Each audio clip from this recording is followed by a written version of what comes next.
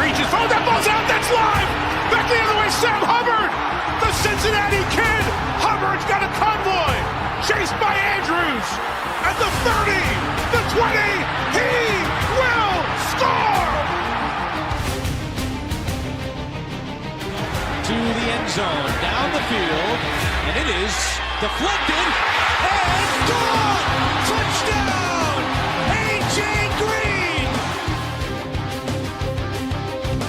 Over goes back to throw, men are coming late, looks right down the middle, there's Eddie Brown, he has it at the 35 to the 30, he may go, 10-5, touchdown!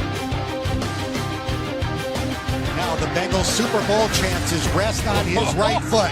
The kick is up. It is good!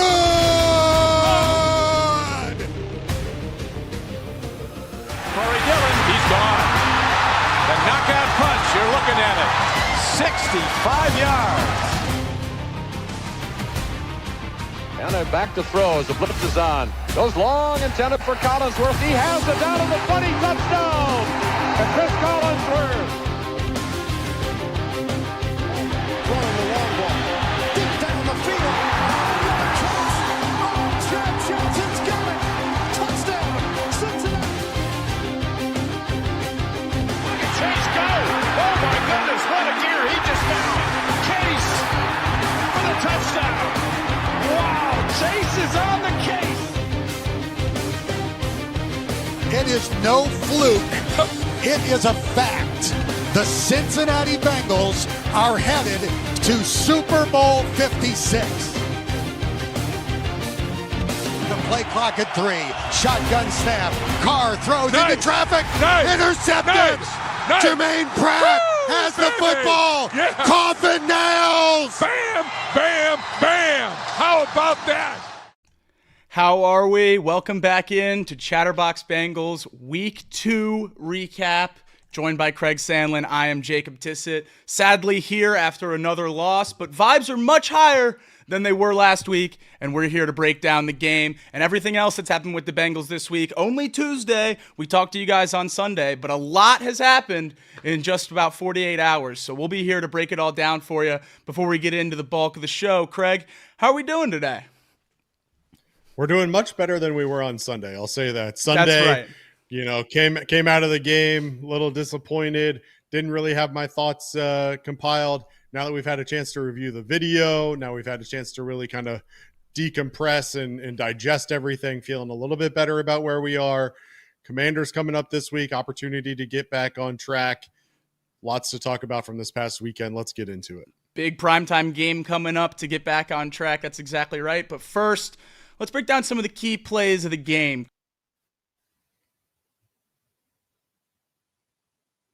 The second touchdown of the day to Andre Yoshivas here. The Bengals on the goal line. On the right side of the screen, you can see number 83, Eric All, the rookie tight end out of Iowa. And as we go through the play here, you see George Karlaftis, a great edge rusher for the Chiefs, rushing on him one-on-one on the outside. And All just eats him up. All just absolutely eats him up on this play, erases him, gives Joe Burrow a perfect pocket as he finds Yoshivas on the left side for a touchdown on a great route from the young wide receiver. He was able to get open in the red zone multiple times on Sunday, 2 catches for 2 touchdowns, and it was great to see that. But on that play, the thing that stuck out to me most is Eric All. And after the struggles of tight end Tanner Hudson in week 1, we certainly didn't see him much in week 2, and it seems like Eric All has slid into that role as the dual threat tight end, if you will, behind the true blocker in Sample. Obviously some receiving work on Sunday, but the true blocker in Sample and then the receiver in Gesicki. I think Eric All is going to take that third true tight end role in this offense, and he looked great on Sunday. Yeah, we talked about it in the offseason when they signed Mike Gesicki, that he ultimately is going to operate more like a slot receiver than he is anything else. And so you had an opening essentially for the number 2 tight end. A lot of people were surprised to see Drew Sample as the number 1 tight end on the depth chart when the depth chart came out. But Eric All's shown the ability to block and to catch now after 2 weeks. I think he's giving an opportunity for a lot more plays moving forward, and really gives the Bengals a little bit more versatility than just having Drew Sample on the field, who, quite frankly, most of the time is going to be mainly blocking. But when you have Eric All on the field, it gives you more options. I actually want you to keep playing that. There's a couple other things that stood out to me on the play that I that I wanted to point out. I think Eric All for sure deserves all the praise on this. One other thing I want to call out, first of all, you've got the double team in the middle on Tershawn Wharton. Wharton was a guy who in week 1 really dominated as a little bit of a surprise. So double team there. You've got Orlando Brown just absolutely managing Mike Donna on the outside on your left-hand side of your screen. And what's also interesting to me is you've got Chris Jones absolutely showing no effort up the middle, being double team there. But what I want you to look at is you can see at the top left of your screen as this rolls. I actually roll through it real quick and we'll see it. What you're going to see, you see Trent McDuffie kind of flash there. And what's interesting to me is that I'm the first one to knock Zach Taylor on some of the play calls and some of the other things, but I want to give him some credit here. So basically what happens is you've got Burton and Yoshi on the left-hand side. Burton is going to flash across the back of the end zone. McDuffie's going to go with him and then pass him off. But when he passes off, he sees Yoshi also crossing across the back of the end zone, thinking that all the receivers are going to go to Burrow's right. Yoshi, as you mentioned, with the exceptional route, cuts it back, wide open touchdown because of McDuffie flashing to the middle of the field instead of staying home like he should have. So shout out to Zach Taylor on the design there and to Yoshi on the great route. And then, of course, Eric All in the front 7 or the front 5 doing their job on giving Burrow lots of time on that first play. The O-line, for the most part this season, has been very, very good. Orlando Brown has been outstanding. He's been what we signed him to be. Ted Karras has been solid at center. Volson had a great week 1 and then a slight step back in week 2. Slight might be putting it nicely, but Kappa's been fine, and Trent Brown, it is what he is. We all know we're just waiting on Amarius Mims. So I've been overall incredibly encouraged by the protection. I thought Sunday was some of the best pockets Joe Burrow's seen. I don't know if I'm going to say in his career, but certainly recently it's been nice to see him have, a little bit more protection. And that showed on Sunday. One of my big concerns was that Chris Jones was going to be able to wreck the game. George Karlaftis was going to be able to wreck the game. And they certainly got theirs. They got some pressure. But for the most part, Joe was upright and he had time to work through his reads and he seemed comfortable. That was the biggest difference between week 1 and week 2. He was obviously still a little bit sped up. It's still early in the season and we know it takes him a little bit to get his feet under him. But he looked much more like Joe Burrow on Sunday, and I'm sure we're going to get into it later, but he really did look great, and it was relieving to see because that was the number one thing I wanted to see going into the week. I would have loved to see a win, certainly loved to see a cover, but the main thing was I wanted to see the offense take a step. Wanted to see Joe Burrow look more like Joe Burrow because we all know the fate of the Bengals season relies on number 9, and everything else around him, it could be great and it could be terrible, but as long as number 9's out there, we have a shot. And we had a shot on Sunday, and that was mostly because of Joe Burrow's play. He really did look great. But the play of some unsung heroes on defense were also why we had a lead for most of the game. Early in the game, Akeem Davis-Gaither got a pick on Patrick Mahomes, a name we haven't talked about much over his tenure in Cincinnati.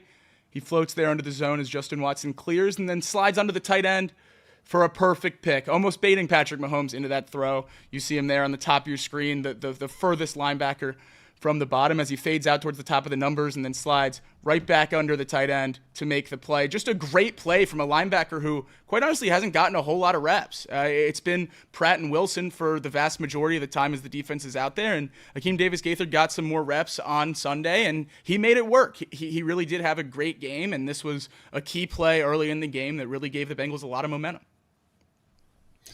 Yeah, and look, we talked about it before. The Bengals had to go with a lot more 3 linebacker looks due to the injuries that happened across the game. But it was, and one of the things that I noticed in that is that Logan Wilson, as that play starts, immediately sprints back. He's actually the middle man in a 3-deep zone look there. Travis Kelce, as he often does, sits down in the middle of that zone that was vacated by Logan Wilson. And as you mentioned, ADG almost baited Mahomes into that throw, knowing exactly what it was. And so if you actually watch it, you can see ADG breaking on the throw before Mahomes even settles on his drop back. So they definitely knew what was coming. They expected it. And look, one of the things that came out after this is a lot of people really giving Lou Anarumo a ton of credit, and deservedly so. This was a play that I thought really showcased that. not only in terms of the play design, but in terms of the preparation for the players who had to execute on it. ADG knew exactly what to expect out of Kelsey in that play and was able to jump on it before that ball was even thrown. It was interesting to me as well. I don't know if you saw this afterwards, but after the game, Lou Anarumo said about Akeem Davis-Gaither, quote, "He'll be on my staff one day." And I think that that's a huge comment in regards to a guy who maybe hasn't been getting the number of snaps that he would like, but it's not a matter of just inability or anything like that. It's just the Bengals happen to have two really good linebackers in Jermaine Pratt and Logan Wilson that have kind of eaten into his snaps. And so that's really high praise for ADG from Lou. And again, just one of the many plays throughout the game that kind of showcase Lou Anarumo and this linebacking core. We saw a little glimpse that we might see more ADG during the season in the offseason when he was voted as a captain. Obviously, that was a selection as a special teamer where he's contributed to this team for many, many years. But when you're voted a captain as a special teamer, you kind of think the locker room's giving you the nod of, okay, we see what you're doing on that third side of the ball. We see what you're doing in practice, and we really respect that. And if the players are recognizing that in a captain vote, then you certainly expect the coaches to do so as well. And with the loss of DJ Reader, we knew Lou Anarumo was going to have to get creative with the defense. We weren't going to be able to do the same things that we've done in years past because we don't have that true nose guard that DJ Reader was so good at.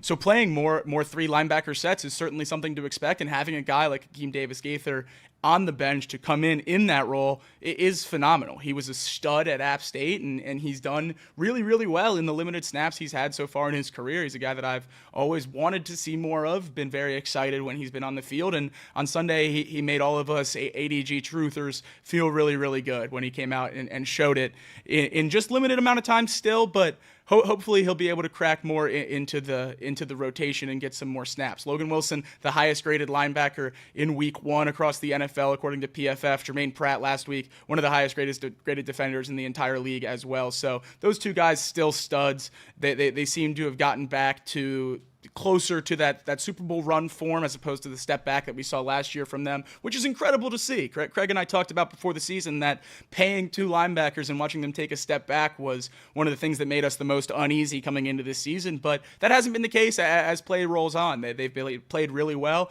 and we've seen a third one really take a big step, and that's just phenomenal. But I think one of the biggest plays of the game, certainly one of the most fun plays of the game, is right here. We see Patrick Mahomes in the shotgun drop back, and he's looking across the field. Oh, that's ADG again. That's my bad, folks. That's my bad. We're going to run the real best play of the game here, and I think we all know what it is. Mahomes fires at the end of the third quarter. They snap it with about 1 second left in the third quarter, and Cam Taylor-Britt had one of the best picks I've ever seen in my entire life. If you were on Chatterbox social media, you saw my reaction live, and that was completely genuine because when you see someone make a play like that, there's no other thing to do but scream because that's insane. That's Odell Beckham levels of an interception, and I know it's a highlight play, and you don't want to just talk about guys based on highlight plays, but I think that was massive, partially because of who it was against as well. CTB talking a lot of crap during the week about Xavier Worthy and then shutting him down. Obviously, he got burnt earlier in the game, which was a little bit unfortunate, but that was by Rashee Rice. He did great work for most of the day and had a pick that's going to be talked about for a long, long time over Xavier Worthy, which is a great way to back it up. I always say if you're going to talk, I'm completely fine with that as long as you back it up on the field, and he certainly did on Sunday. It's really, really cool to see him blossom into the player he's becoming. He's one of the top corners in the league, in my opinion. I think he's phenomenal. He's incredibly physical. We saw it last year, him really burst onto the national scene against DK Metcalf when he shut him down, and the famous pushing and shoving that got DK a penalty. We see the same kind of thing this week. He gets in the heads of the receivers. Rashee Rice is talking about him in the locker room before and after the game. Obviously, you want to get the win, so it's not as much of puffing out of their chest of the Chiefs, but CTB played really well, and as he continues to emerge into a legit corner one on this team, it makes a lot of things easier because when you pay your quarterback, when you pay your wide receivers, and everything along those lines, you're going to have to hit on the draft. And hitting on a true corner one in the middle rounds of the draft, a second-round pick, but still not a first-rounder, you're you're risking a lot on those guys, and you're hoping that they burst onto the scene and are legitimate players at that position. And he certainly is a guy that's hopefully going to be here for a long, long time. I'm almost going to put him in that core group of players. I absolutely love him here. I think he's a leader of the team, and I don't want to see him anywhere else anytime soon. I think he's an extension candidate when that time comes for sure, because he's been incredible, and I hope to see him continue to grow throughout this year. Yeah, Cam Taylor-Britt second overall in eligible cornerbacks in the PFF grade so far this year. First in coverage, 88.6 on PFF. He's had 60 coverage snaps, only given up 3 receptions, and of course that interception. Go ahead and roll that video again. I want to call out a couple things. The first thing is that the Bengals are in a single high man. This is a play that the Chiefs didn't even have to run, as Jacob mentioned. They snap it with 1 second left. You can see they have one man deep, and they're in a very clear man coverage. Mahomes knows before this ball is ever even snapped where he's going with it. He's expecting Worthy to either get separation or to throw it away. Now you can see as you run it that CTB gets a slight jam in on Worthy as he's making his way out, kind of disrupts the timing just enough. And then Mahomes starts that throw before Worthy ever even gets out of his break to go deep. And CTB just keeps stride for stride with him. Unbelievable speed to be able to keep up with Xavier Worthy. And as you mentioned, that crazy one-hand grab. This angle of it is unreal. Really shows the athleticism of it and the ability to bring that back in. Really crazy pick for him. But again, I think it comes down to the Chiefs there didn't have to run a play, but they see the single high man coverage and decide, okay, we're going to take a shot here. And CTB steps up and backs up his talk from throughout the week. Look, when you have Patrick Mahomes, I don't think I'm ever going to fault you for trying to run a couple extra offensive plays. But I don't know about throwing it into clear man coverage there against the Bengals' best defender. The other corner on the field is a guy who's playing corner in the second game of his NFL career. If you're going to take a risky shot with 1 second on the clock, I certainly wouldn't attack Cam Taylor-Britt. But as a Bengals fan, I was thankful. And at that point in time, I thought that was a play that was going to win us the game. Obviously not how it shook out, but nonetheless, still great for Cam Taylor-Britt. I do wonder, how much bigger would that play be if the Bengals would have won? If the Bengals would have been able to pull this game off, if it's not immediately followed by a Joe Burrow fumble returned for a touchdown by the Chiefs that inevitably ends up giving them the ability to kick the field goal and win the game, this play could go down in Bengals history as one of the better ones of all time. I know it's a regular season game and we have a lot of playoff memories over the last few years, but this rivalry is a big one, and I think we're going to be talking about Joe Burrow and Patrick Mahomes going back and forth for a long, long time. And if the Bengals would have been able to eke this one out, I think this was a pick that we would have been seeing for just as long. But the play nobody wants to talk about, I don't know that either of us want to either, but we're here and we're going to break it down because it's undoubtedly the biggest play of the game. I said my piece this morning on Off the Bench. Craig, I'll let you take this one. Obviously, we're talking about the 4th and 16 flag at the end of the game on rookie safety Dejon Anthony. That's right. So the Bengals are going to show a 3 deep look. They've got 5 DBs on the field, and they're going to drop 3 of them back deep, maintaining 5 men around the line to gain.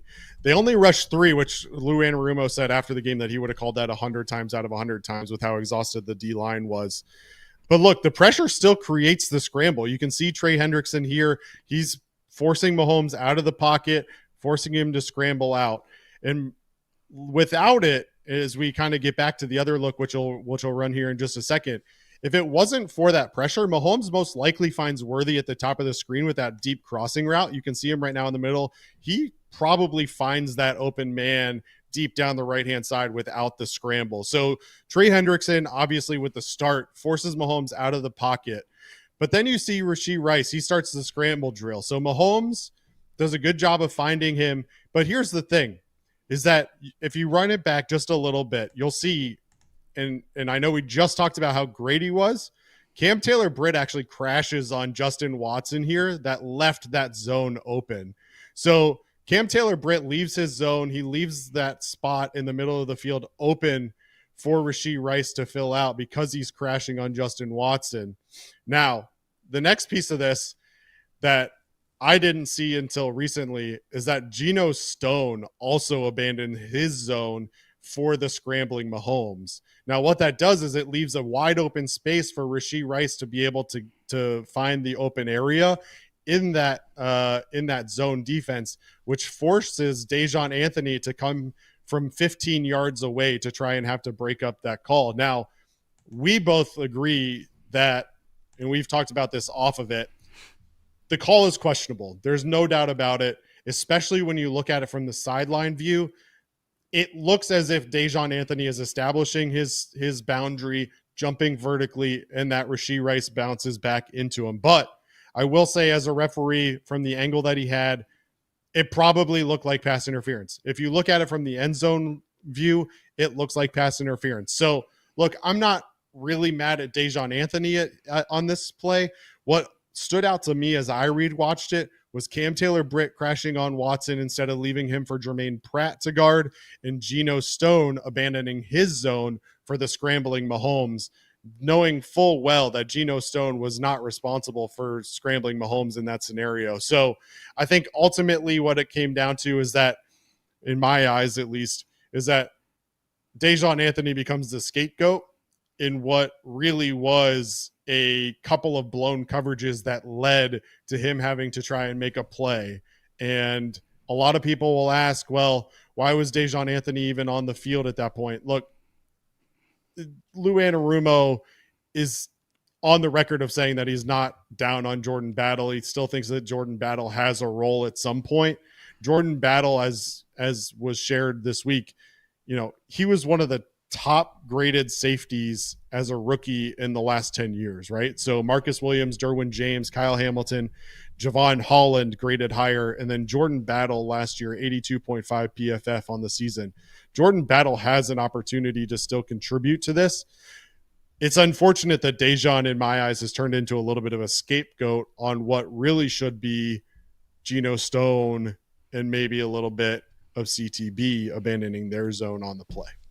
Yeah, Jordan Battle. I know Lou's quote and all that stuff, but at some point, I just don't understand it. If he hasn't done something wrong or he's on your bad side or whatever it might be, just say that if that's what it is. But I understand Dejon Anthony was playing a certain role, and I think that's part of the game that a lot of people didn't necessarily understand, because in just 6 snaps, he made 2 plays that were pretty obvious that he was on the field. He had a holding call on Travis Kelce, which isn't even being talked about because of the penalty at the end of the game, and it was one of the worst calls that I've ever seen. So bad that ESPN cut the replay before it even ran all the way through when they showed it on the broadcast. I think whoever's in the truck saw it and said, we can't run this. They called a penalty with no hold. So he got, kind of the short end of the stick on that one, and then obviously the flag at the end of the game that I do agree was a pass interference, as much as we hate to say it. But I just think, from a Bengals point of view, you can't put yourself in a situation where a ref can make that call and you lose the game. The Bengals had plenty of opportunities to win this game, and they just didn't seize it. But I do understand that in those 6 snaps, Jordan Battle was not on the field and Dejon Anthony was. Dejon Anthony was guarding tight ends. And when you're playing a team with Travis Kelce, you need a guy that's going to guard tight ends. And that's a specific role that's unique to certain players. Remember Trey Flowers? He was here and only played against certain teams. The Ravens with Mark Andrews, the Chiefs with Travis Kelce. And he was great in that tight end role, but he really wasn't that good at anything else. Maybe that's what Lou sees in Dejon Anthony. And if that is, great, phenomenal. But that last play of the game was not that situation. That last play of the game was prevent with your best DBs in, and I really, really have a hard time believing that Jordan Battle's not one of our best DBs. I think if you're going to put your guys back there to play a prevent, and your only way you lose is if you commit a pass interference penalty or someone gets completely wide open on a busting coverage, I want my best 6 DBs back there, and I'm hard-pressed to see that Jordan Battle's not. And the fact that we had 3 linebackers on the field as well is another issue where if you want to have Dejon Anthony on the field, great, do so. But I would have had Jordan Battle on the field as well. I know that's a little bit nitpicky, but when a guy that a lot of people didn't even know was on the team makes a play at the end of the game that loses a close one between 2 Super Bowl contenders, you're going to ask the questions about why he's even out there, especially when you have a guy who, like Craig said, one of the best rookie seasons from a safety that we've ever seen. So I don't know what there is necessarily to add about Jordan Battle, but I hope we see him soon, and maybe the loud nature of the fans asking about him is going to get him out there, because certainly the uproar about Tanner Hudson got him off the field for Eric All, so maybe we can see something similar with Battle getting more snaps on Monday night. Yeah, and Sean Connor put it in the chat. I mean, Lou said after the game that Dejon Anthony's been making positive plays since day 1 of camp, right? And we heard those reports all summer too.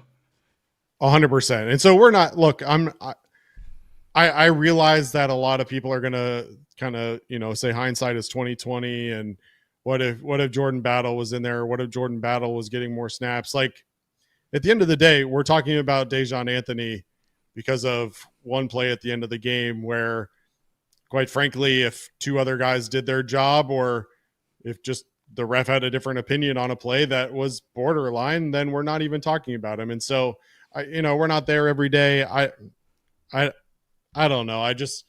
I think it's a little bit of an overreaction to say, why was he in there? Why was he in there? When at the end of the day, neither one of them are the top two safeties on the team. Von Bell and Geno Stone are going to be your top two, and are going to remain your top two. And so the times when you have three safeties on the field is so limited that, like, if Dejon Anthony gets 7 snaps a game over Jordan Battle, like, is that really what we're going to spend our time arguing about?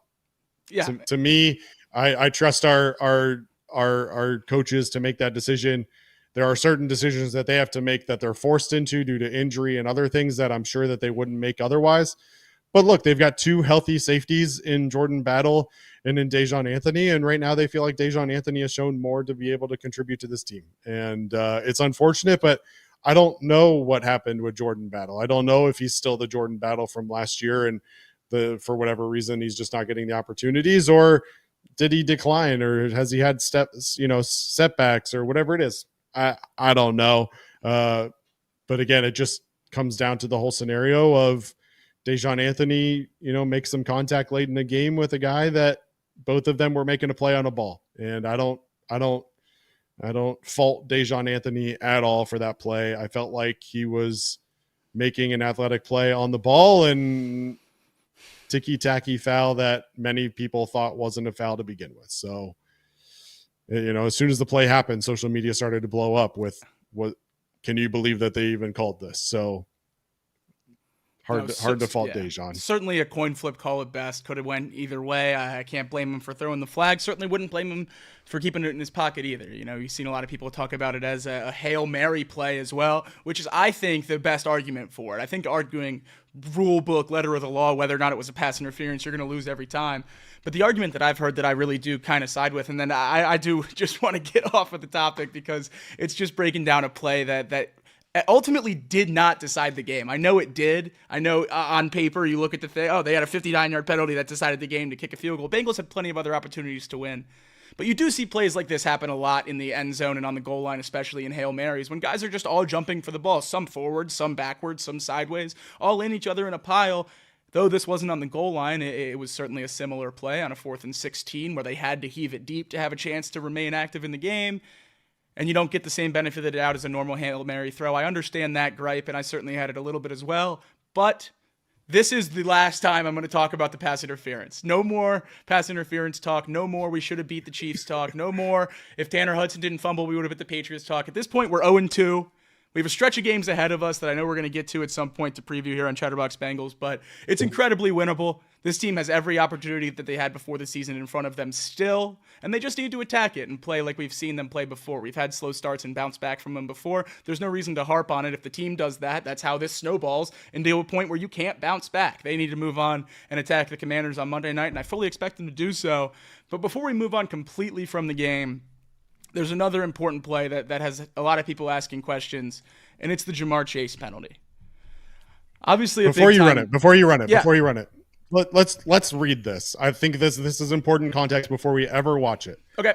Here's the rule. A hip drop tackle will result in a 15-yard penalty and an automatic first down if a player uses the following technique to bring a runner to the ground. Number 1, grabs the runner with both hands or wraps the runner with both arms, and unweights themselves by swiveling and dropping his hips and or lower body, landing on and trapping the runner's leg at or below the knee. Let's just keep that in mind as we watch this play. Another quick question before we roll it, Craig. How many flags have been thrown on hip drop tackles so far this year? It'd be a firm 0. That's correct. All right, so we'll watch that with that in mind as well.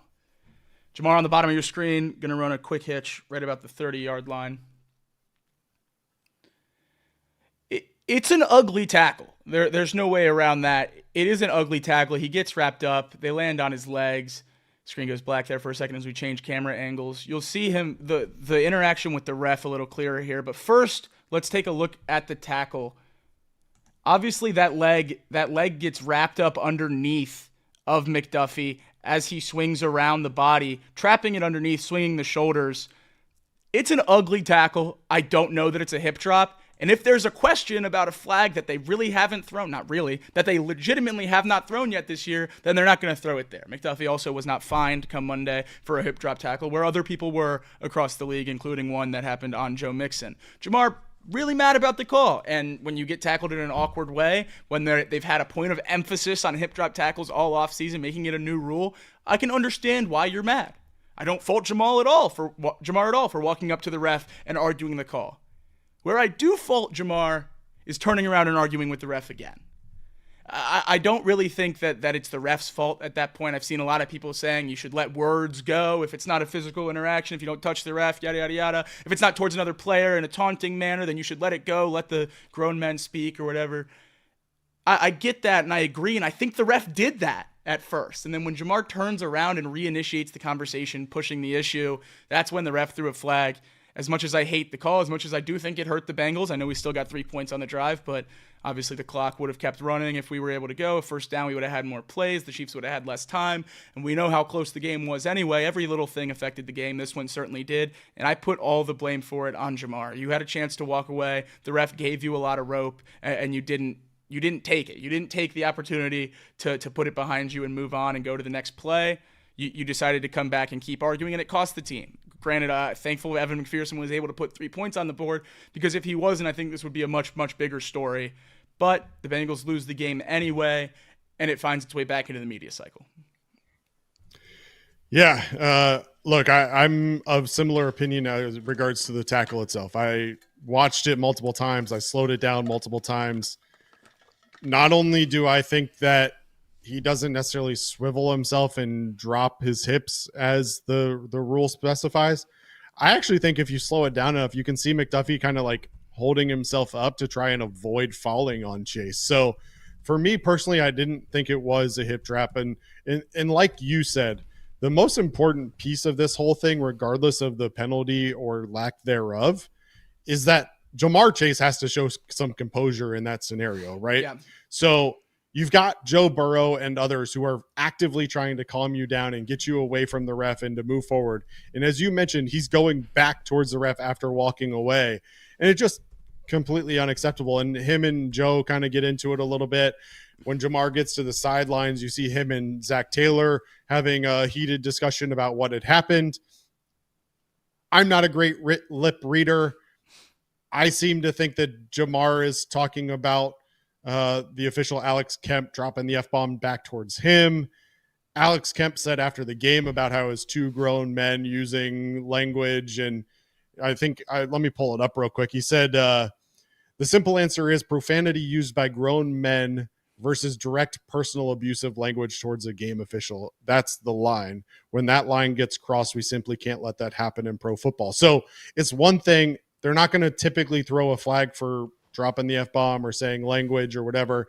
And I think Alex Kemp is kind of indirectly saying that, yes, I also used language towards Jamar, because some of the lip reading I saw, not only from Alex Kemp during the broadcast, but also from Jamar on the sideline, was an insinuation that he didn't like the language that Alex Kemp was using back towards him, not even just about the tackle itself. So, look, I think ultimately, as Alex Kemp said, we're grown men here, right? Like, language is language. We're not going to do it on this show because we're a kids show. Yeah, that's right. But we're not going to fault someone on a playing field dropping an F-bomb towards someone. Yeah. And, you know, I couldn't tell exactly what was said. I'm not going to insinuate one thing or another.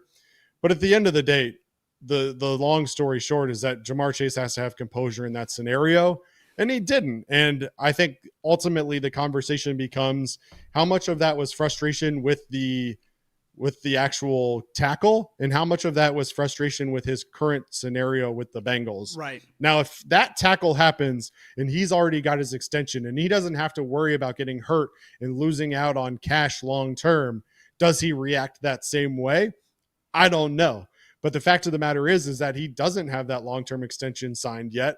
And so when that tackle happens and he fears that that weight from McDuffie comes down on his knee, that changes his perception of the scenario, right? Certainly. And so at the end of the day, it goes back to a little bit of the Bengals didn't sign this contract that they've been working on for several months, and Ja'Marr Chase is frustrated, and that scenario just brought out that frustration even more. One thing I said all offseason is that the holdout and everything, the contract, was not going to affect his play on the field. And maybe that was just optimistic thinking. Maybe that was just being a fan trying to talk myself into believing that. But at this point in week 2, it's very, very clear to see that you can't believe that anymore, because it has. The contract dispute and the holdout and missing practice, it has affected his play on the field, both from a mental standpoint and a point where he gets a flag in a crucial point in the game that pushes the team back and out of scoring position, out of touchdown position where you have to settle for a field goal. And also in his production. I think getting lost in a lot of this conversation about his conversation with the ref is that he is not producing so far this year. He is, 95 yards so far in this year. We're used to Ja'Marr having over 100 in most games, not across a 2-week stretch, one of which against the Chiefs, who he always seems to dominate. I don't know what's going on with Ja'Marr Chase, if it is all just the contract stuff, if he's trying to, protect himself in some sort of way on the field. Whatever it is, it needs to change. Because this version of Ja'Marr Chase is not what the Bengals are going to want to extend in the future. And this version of Ja'Marr Chase is not a wide receiver one that's going to get the Bengals to a Super Bowl. We need him to play better. We need a lot of guys on this team to play better. But I'm going to focus on the big ones. After the Patriots game, who did we talk about most? We had a whole name here on a ticker that said Joe Burrow. And we talked about Joe Burrow's wrist. And Joe Burrow needs to play better. And everything goes behind Joe Burrow. Well, Joe Burrow played well in week 2. And he's nowhere to be found on our ticker. Now Ja'Marr Chase takes his spot. And we're talking about him, and we're going to keep talking about him until he turns it around, because we know what he can be. Everyone that watches the Bengals knows what Ja'Marr can be. Everyone that doesn't watch the Bengals knows what Ja'Marr can be. What he's turned this offense to, along with Joe Burrow, has made Cincinnati a national brand. Everyone's tuning into these games. Bengals versus Chiefs is the biggest September game in CBS history, basically, since about the 80s. That's ridiculous. Little old Cincinnati, finally a household name, and it's because of guys like Ja'Marr Chase, and he needs to start playing like it again if we want to get to the top of the mountain, which is where we all want to get to. But it doesn't just stop with Ja'Marr Chase. He obviously needs to play better, and that'll alleviate a lot of the pressure on other people, but other guys need to play better too. Andre Yoshivas, 2 catches for 2 touchdowns, but just 7 yards in the game. Without T. Higgins out there on the field, we need someone to step up, and in this game, it was the tight ends, and I'll give them their credit in a second. I'm going to stay in the wide receiver room for a second. Andre Yoshivas has been good through 2 years. Last year, a touchdown machine. This year, 5 receptions on 10 targets. Catching 50% of your targets is not good enough when you're a wide receiver 2 in an offense that's trying to win a Super Bowl. 5 catches on 10 targets so far this year. 2 touchdowns, which is great, but that comes in a game where you don't do anything outside of the red zone. You only have 7 yards. We need someone else to emerge in this wide receiver room, and I sound like a broken record because I said it last week. I really hoped someone was going to take a step in this game. Granted, I'm glad Mike Gesicki did until the end, where he dropped a ball that would have sealed a victory for the Bengals, basically, with a first down at the end of the game. We need other people to step up, and at this point, I hate being the guy that continues to push back against the coaching staff for my Alabama guys. But how much more do we need to see of Jermaine Burton until he's out on the field? He runs one route, basically, that they throw him the ball. He was in the game more this week than he was last week, but he gets one target, and he catches a 47-yard bomb. He's our 3rd leading receiver 2 weeks into the game with 1 catch. That's absolutely insane. You just need more production, and the guys that we have out there just aren't cutting it. Here's some insult stats that I hate to read, but when they come across my page, I have to read them. Trenton Irwin is averaging 1.8 yards of separation per target this year. That's 112th out of 113 wide receivers and tight ends. He's getting less separation than almost every tight end. Actually, every tight end, because you know who's 113 out of 113? That'd be old friend Tyler Boyd. But we love Tyler Boyd, so we won't bring that up. After 2 games, Trenton Irwin has a PFF grade of 47.4. That brings him in as 83rd out of 84 qualifying wide receivers. He has 0.25 yards per route run, and Joe Burrow has a 39.6 QBR when targeting Trenton Irwin. I don't know if you guys have seen the play from the backside angle when Joe Burrow looked for Irwin in the end zone, but that puppy bounced right off his face mask. I don't need a whole lot of sabermetrics and next-gen stats to see that a guy's not good enough when a ball in the end zone is bouncing off his face mask. And when you have a guy showing the raw talent of Jermaine Burton, I'm willing to gamble on him over the guy that's getting 1 yard of separation. Maybe he can't run anything but a 9 route? Fine. Run 15 9 routes. It's got to be better than what Trenton Irwin's giving us, because what is he giving us? It's nothing. And Charlie Jones has been completely non-existent on the offensive side of the ball. He's been questionable at best returning. We need T. Higgins back in a bad way, and if he's not back soon, someone needs to step up. I think the most obvious candidate for that at this point is Jermaine Burton, but if it's not, Andre Yoshivas needs to be more reliable outside of just the end zone. Well, I think we definitely need Yoshi to be more reliable. That's not a question. I think for sure, regardless of Burton's growth here, like Yoshi has to be your number 2 right now. I don't think Burton's ready for that. We haven't seen anything that indicates that the Bengals believe he is ready for that.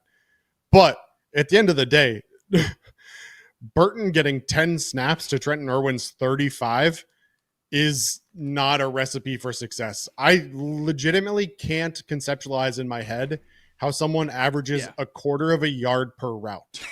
Like, you're literally subbing someone who's going to run 30 yards per route for someone who's going to turn and stand there on a screen pass every time. Like, it's hard to do.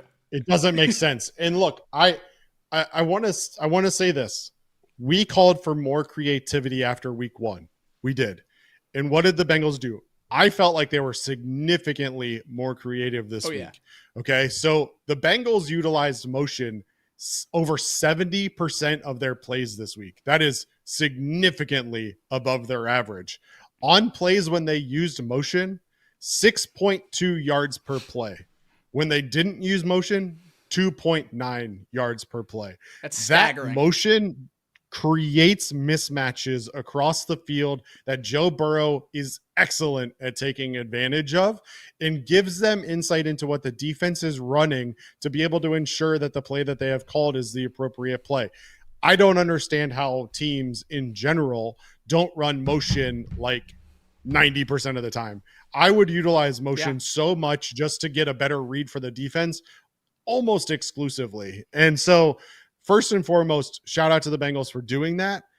But when one of your wide receivers on 35 snaps this past weekend is going to just turn and look for a screen, that's not a valuable use of an asset. Like, there's no respect that has to be given to him in that scenario. And so at least when Burton is out there, you have to respect him and you have to actually put a man on him or be thinking about him deep, right? If I'm Burton and I know that, not even if I'm Burton, if I'm a defense and I know that Burton is running 9s most of the time, guess what I'm doing with the safety most of the time? I'm rolling towards Burton a little bit to make sure that I don't get burned deep. Well, guess what happens when I roll?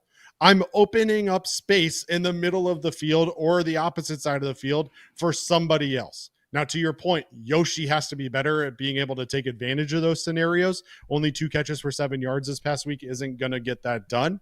But whether it's him, whether it's Jamar Chase, or knock on wood, if T. Higgins comes back this week, the Bengals have to be able to take advantage of that. And to me, Burton is an asset that they can definitely use to create better matchups across the other wide receivers. And that includes Jamar Chase, T. Higgins, and yes, Andre Yoshivas.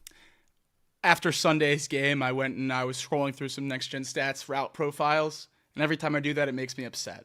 Kudos to Zach Taylor and Dan Pitcher for a much, much, much better game plan this week.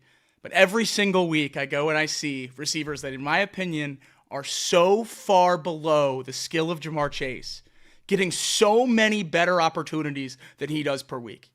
I'm a massive Ohio State Buckeyes fan. I love Jackson Smith-Njigba. I think he's going to be a great receiver in the NFL. He had a wonderful game on Sunday. He played from all 3 wide receiver spots, inside, outside, right, left, and the slot. He had one of the most creative route trees I've seen in a long time, and he had a great game.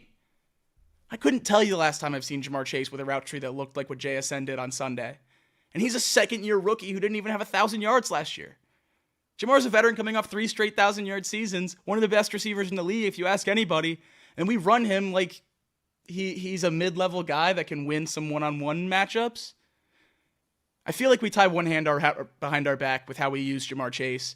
It's incredibly frustrating to me when I see how other number ones are used across the league, other guys with skill sets that I don't even think come close to his, getting many, many more opportunities. But hopefully that changes when T. Higgins comes back. There's no doubt in my mind that these coverages are incredibly focused on Ja'Marr Chase, and that comes back to what we were talking about no other receiver truly emerging as a number 2. Why should these defenses respect anyone else? Just shut down Ja'Marr Chase, and the Bengals simply won't be able to beat you, it seems like. So we need T. Higgins back, but I see so many number 1 wide receivers around the league as well that are thriving without their number 2.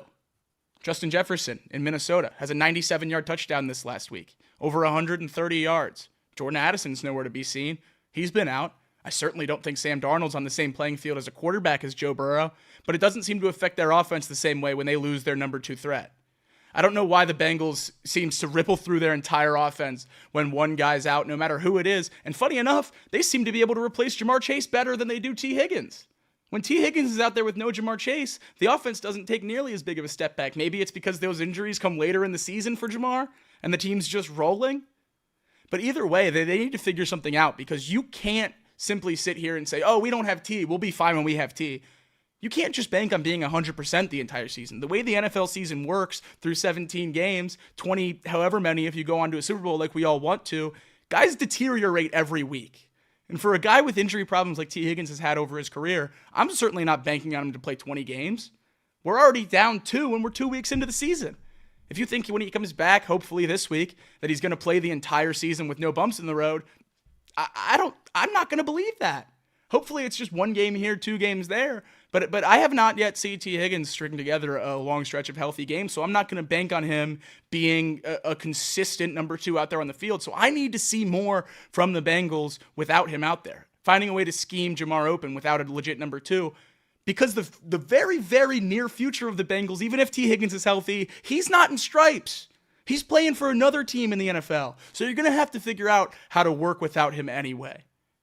I think that's my biggest issue with the team right now, but I don't want to do all negatives talking about the weapons. I need to give this tight end room their due, because they were obviously talked about a whole lot after week 1 with Tanner Hudson basically losing the game with a fumble at the goal line, a Mike Gesicki drop in the end zone. A lot of bad light shined on the tight end room this week leading up to the Chiefs game, but Mike Gesicki, exactly what we wanted him to be in that game. Up until the very end, I know we had the drop, I'll get there in a second, but you got to give him his flowers. 7 catches for 91 yards, a 37-yard crosser to open the game on the first drive that really gets the juices flowing for everybody. Let's Joe Burrow kind of see one go through the hoop.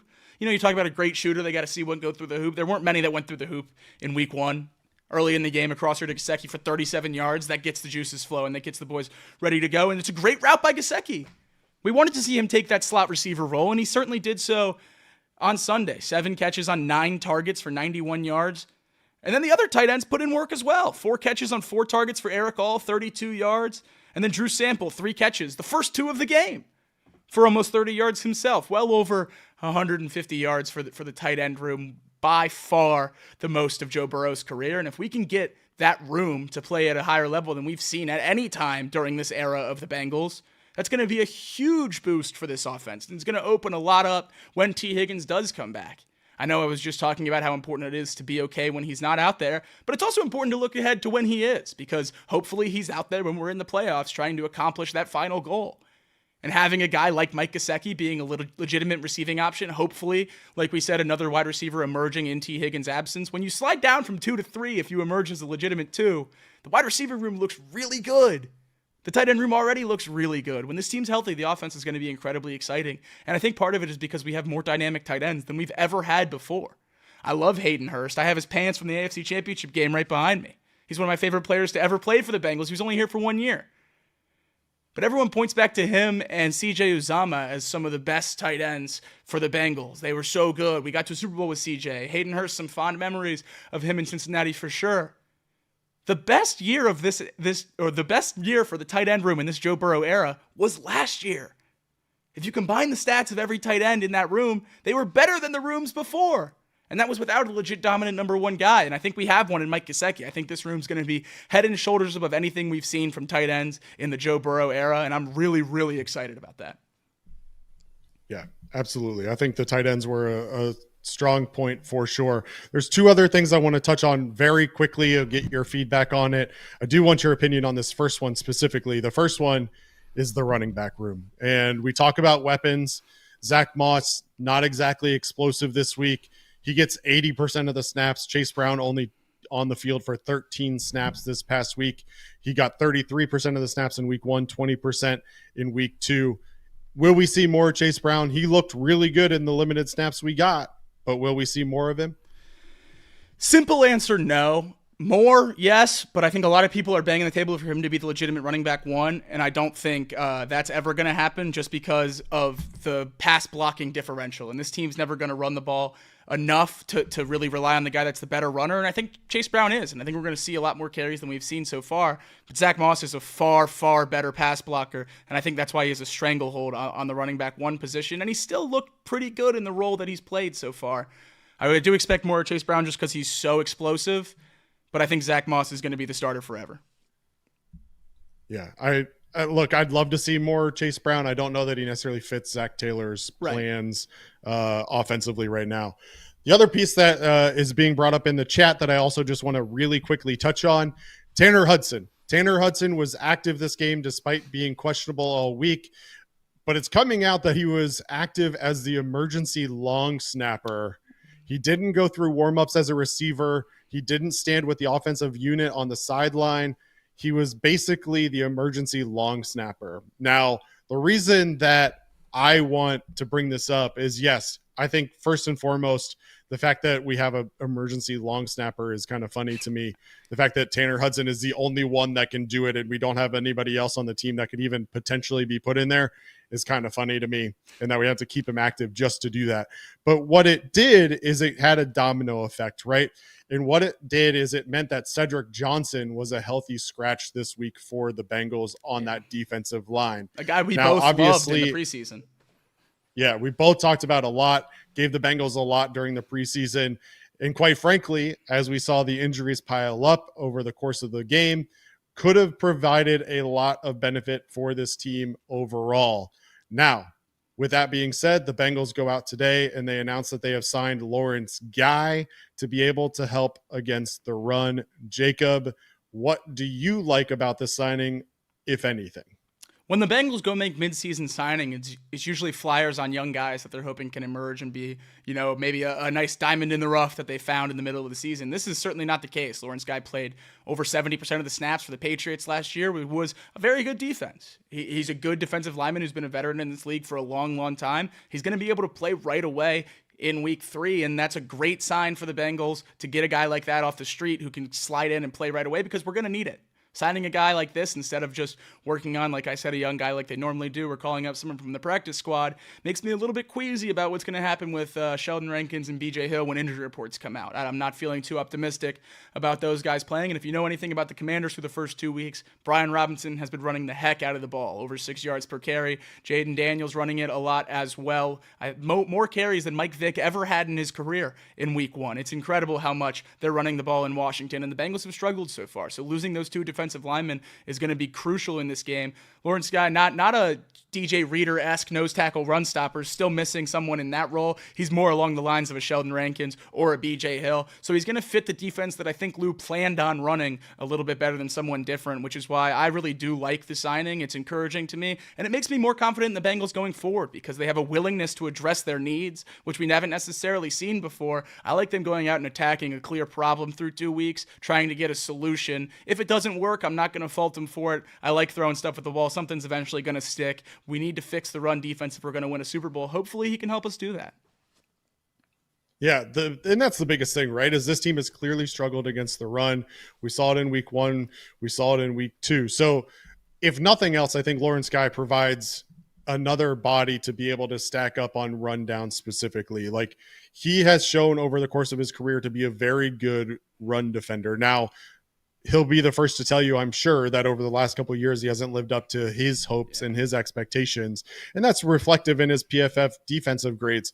But we also saw that he can be elite at times several years ago. Now, I don't think we're going to get that Lawrence guy, but you are going to get a guy who has started 103 games in the last 7 years. You're going to get a guy who played in 17 games last year, including 12 starts for the New England Patriots. Like, I think ultimately he provides some veteran presence in that room that has unfortunately taken a turn in terms of some injuries. And like you said, I think the question becomes, what is the status of Chris Jenkins, Sheldon Rankins, and BJ Hill? The fact that they wanted to go out and make this signing tells me two things. One is I'm not so sure what the health status is of those three. That makes me a little concerned. And two is that the Bengals very clearly see their run defense as a deficiency through 2 weeks. I think anybody could tell you that. Now, I will point out just real quick that a corresponding move for this, they waived KJ Henry from the 53-man and released Shedrick Jackson from the practice squad. Technically, they have one practice squad spot open, maybe for KJ Henry, maybe for somebody else. I'm not 100% sure what they're going to do there. But nonetheless, they go out, they add a D-tackle who is a known run stuffer. And I think that is going to be significant value, especially coming in to this week. Now, real quick, I want to touch on the rest of the D-line. Trey Hendrickson, yet again, dominant. Yeah. We talked about him earlier. Again, just the pressure that he's been able to get. He gets 2 sacks this week. He draws 2 holds. Quite frankly, probably could have drawn 1 or 2 more based on watching the film that weren't called. But it's interesting, Trey Hendrickson, and shout out to our friend Jay Morrison for this. 2 weeks now, and 2 weeks, Trey Hendrickson has forced the opposing team to bench their starting left tackle, Kingsley Suamataia, this week with the Chiefs. Last week, Chuka Okorafor. Let's try that again. That was pretty good. Last week with the Patriots, and he's now considering retirement. He's been placed on the exempt left squad list. Wow. Okorafor has. So, it's interesting. Trey Hendrickson has been dominant already in the 2 weeks. Now, here's the next part of that. He's tied in for 4th in total pressure, 2nd in pass rush win rate. He's faced 6 rookie left tackles in his career. He's got 28 pressures, 6 sacks, 17 hurries. And guess who he goes up against this week? Washington rookie left tackle, Brandon Coleman. So Trey Hendrickson has had a tremendous start to the season. Watch out for him to continue that going into this week. And we need someone to step up opposite of him. The rest of the pass rush outside of Trey Hendrickson has been absolutely abysmal. We had a whole segment on it today on Off the Bench, if you go check that out. We talked about how much Myles Murphy can mean to this team when he comes back, and if he can be a legitimate player, just even at league average, how much that'll bring up the floor of this defense, because we're not seeing any pass rush from basically anyone else other than Trey Hendrickson. Sam Hubbard has been abysmal. Anyone else we've ran in there, from Joseph Osai to KJ Henry before we released him, has basically a 0. So we need to see more from pass rushers outside of Trey Hendrickson.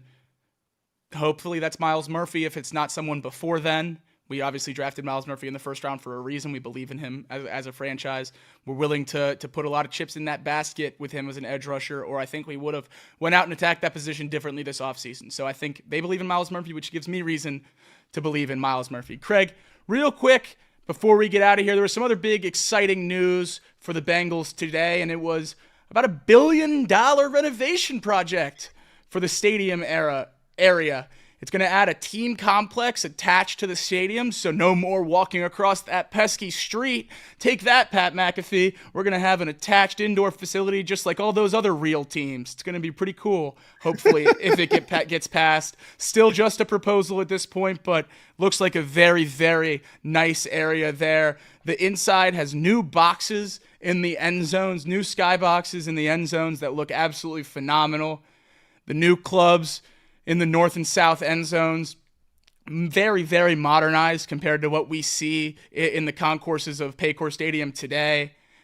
And then that's the new look from the sky of the river area. And it's just going to make Cincinnati look really, really good if it gets passed. That's going to be a great area down on the river opposite of the banks. They have a nightclub was listed on the potential things to be added to the stadium, a sports book inside the stadium as well. And the first thing that I thought of when reading through this whole proposal is, boy, oh boy, that's a lot of new rooms to sell naming rights to. For a team that doesn't have a lot of cash, that's a lot of new rooms to sell naming rights to. And I certainly hope the Bengals take advantage. And this just continues to show that the Mike Brown and ownership of old is truly out the window. This is a group that's willing to continue to invest into this team. And I know this is going to go to Hamilton County taxpayers and all that good stuff, but ownership still does bite a lot of funds on stuff like this to improve the stadium and improve the facilities for the team. And it just shows that they're committed to winning, at least to a degree. And that's been a really, really great thing to see in this new era of Joe Burrow. It was obviously a concern when we drafted him from a lot of national media pundits about whether we'd give him a chance. Maybe he should force his way out of Cincinnati. Well, we've been one of the highest spending free agent teams since he got here. We continue to put pieces around him, and now we're building facilities that make us look like one of the 32 NFL teams, even though we have been for some time. I still can't believe we were bussing down to UC to practice for a Super Bowl. That's just absolutely insane. Hopefully this gets passed sometime soon. It's certainly cool to see Cincinnati turning into a marquee spot. When you put $1 billion into the stadium, another thing you can't help but think about is Super Bowl. When you put that much money into a stadium, you're certainly in the mix to host a Super Bowl. It's outside, no added dome, it's gonna. It's still no dome, so it's probably a stretch. Zero chance. I don't know. $1 billion certainly sounds like a lot of money to little old Jacob over here doing a show in his parents' basement. So maybe they will give him a Super Bowl. It'd be pretty cool. But Cleveland has a pretty dang good stadium getting built up there too, so that's not too far of a drive. I can make that a home game for the Bengals if I have to. Yeah, look, Paycor opened in 2000, and I was a season ticket holder back then. Still living in Cincinnati, was a season ticket holder for the first, 15 years of the stadium. And the thing for me is that Paul Brown Stadium, Paycor, whatever you want to call it, it's just felt stale. Like inside and out, ever since its opening, it's just felt blah. And the thing that I take away is that the fan experience is going to be so much better with all of the upgrades they're making, the video boards on the outside, the interior being upgraded, all the clubs, all the different areas that can be accessed by fans. It's going to make it that much better. And like you said, the first thing that stood out to me, that sports book is going to cost a pretty penny for whoever's going to utilize it, whether that be a certain unnamed sports book or another unnamed sports book or one of the other unnamed sports books. No free ads on this show. But that rent is going to be real expensive for them. And so for a team who, as you said, seemingly has cash flow issues, I'm excited about it. A lot of naming opportunities and clubbing at the core. That's right. Certainly sounds like a lot of fun. That's right. And there's going to be people clubbing at the core on Monday night when the Bengals take on the Commanders. It's Ring of Honor night. Ring of Honor night for the Bengals against the Commanders. Lou Anarumo, obviously very successful against rookie QBs. Jaden Daniels, the second overall pick in this year's draft. We thought we might get a chance to face the third overall pick in week one, but obviously Jacoby Brissett was out there for the Patriots. This is going to be our first shot at this rookie draft class. Bengals legends Corey Dillon and Tim Krumrie will be inducted into the Ring of Honor on Monday night. Two incredibly deserving members of the history of the Bengals. Very, very glad that they're getting their due on Monday night. And I will be here streaming the whole game. Craig will be joining me real late night for that post-game show. But before then, Thursday, another episode of Chatterbox Bengals this week, and we're going to be live from Champions Bar and Grill. Sorry, Champions Grill, no bar. Champions Grill on the west side. Champions Grill on the west side. We're going to be live at 7 p.m., taking you up to kickoff at 8 p.m. of Thursday Night Football. You can catch us on YouTube like always, or you can come out. Say hi to the folks. It's going to be me, Elliot, and Casey there taking you, previewing the Monday night game, talking about some bets for Thursday night. So make sure you tune in. It should be a fun time. Until Sunday when you see Craig again, that's going to be it for today. Thank you guys for tuning in. Craig, anything else before we do a little pump fake on this end screen like last time? Just a quick shout out, Sean Connor. That's the second time I've shouted out Sean Connor on the show. He puts in the chat, you've got interesting matchups with the coordinators this week for sure. Dan Quinn, really good on the defensive side of the ball, going up against Zach Taylor and Dan Pritchard. Cliff Kingsbury on the offensive side for the Commanders, going up against Lou. I really like our advantage on that one. You won't be here till Sunday, so I'll get your pick. Yep. I'm going to take Bengals -8 in prime time. Yes. But I'm going to take the under. I don't think that the Commanders score too much. I think the Bengals put up plenty of points. I don't think the Commanders match that. I'm going to go 31-13 Bengals win. You know what? I'll just co-sign that right now. 31-13 Bengals win, the official prediction, unanimous, of Chatterbox Bengals here on Tuesday. Still a lot of time to change my mind. It's been an eventful 48 hours in Cincinnati. Probably a lot more rolling in before Tuesday or Thursday, and then a lot more before Monday. We'll make sure to get it all to you guys on Chatterbox socials everywhere. I'm sure by Thursday you're going to be taking the Commanders +8 and the over. So we'll see. Make sure you tune in on Thursday so you can get both sides of Jacob. That's right. Well, for tonight, that's going to wrap it up for us. That's the Week 2 preview for Jacob Tissett, Craig Sandlin. Thank you guys so much for tuning in. That was Chatterbox Bengals.